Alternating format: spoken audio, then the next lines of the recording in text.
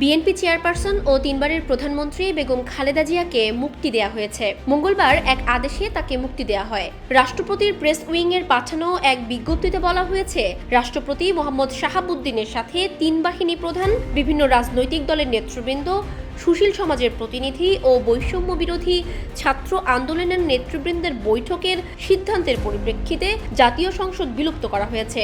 বিজ্ঞপ্তিতে আরও বলা হয়েছে, বিএনপির চেয়ারপারসন বেগম খালেদা জিয়াকে মুক্তি দেওয়া হয়েছে। 1 জুলাই থেকে 5 আগস্ট পর্যন্ত বৈষম্য বিরোধী ছাত্র আন্দোলন ও বিভিন্ন মামলায় আটকদের মুক্তি দেওয়া শুরু হয়েছে এবং এরই মধ্যে অনেকে মুক্তি পেয়েছে। দুর্নীতি মামলায় 8 ফেব্রুয়ারি 2018 সালে খালেদা জিয়াকে কারাগারে পাঠানো হয়েছিল।